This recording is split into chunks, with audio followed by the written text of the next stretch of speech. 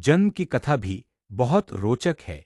यद्यपि हनुमान ब्रह्मचारी थे मगर मकरध्वज उनका ही पुत्र था। लंका दहन के पश्चात जब हनुमान पूंछ में लगी आग को बुझाने समुद्र में गए, हनुमान इन सभी बातों से अनभिज्ञ थे।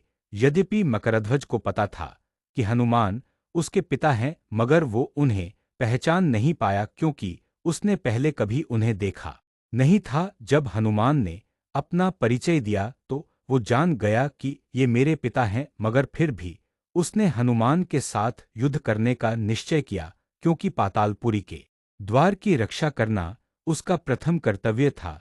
हनुमान ने बड़ी आसानी से उसे अपने अधीन कर लिया और पातालपुरी के मुख्य द्वार पर बांध दिया। पातालपुरी में प्रवेश करने के पश्चात हनुमान ने पता लगा लिया कि अहिरावण का वध करने के लिए उन्हें 5 दीपकों को एक साथ बुझाना पड़ेगा। अतः उन्होंने पंचमुखी अवतार श्री वराह, श्री नरसिम्हा, श्री गरुण, श्री हयग्रीव और स्वयं धारण किया और एक साथ में 5 दीपकों को बुझाकर अहिरावण का अंत किया।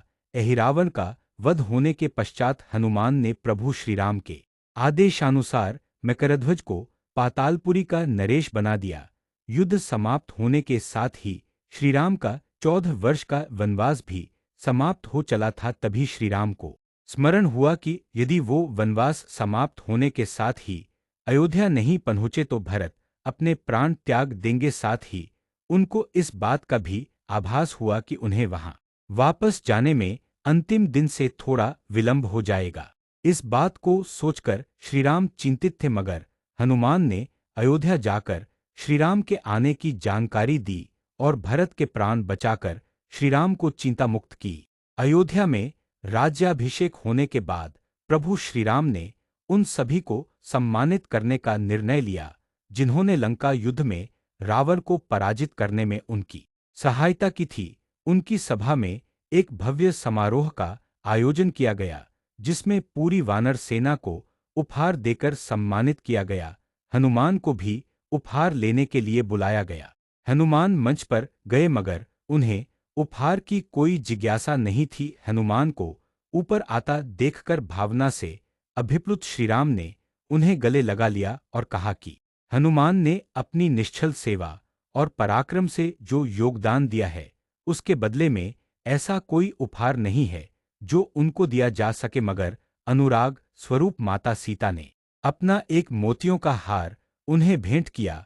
उपहार लेने के उपरांत हनुमान माला के एक एक मोती को तोड़कर देखने लगे।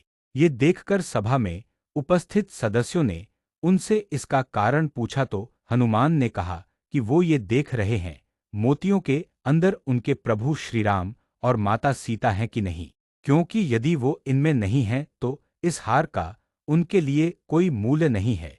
ये सुनकर कुछ लोगों ने कहा कि हनुमान के मन में प्रभु श्रीराम और माता सीता के लिए उतना प्रेम नहीं है जितना कि उन्हें लगता है। इतना सुनते ही हनुमान ने अपनी छाती चीर के लोगों को दिखाई और सभी ये देखकर स्तब्ध रह गए कि वास्तव में उनके हृदय में प्रभु श्रीराम और माता सीता की छवि विद्यमान थी। हनुमान बिफोर राम।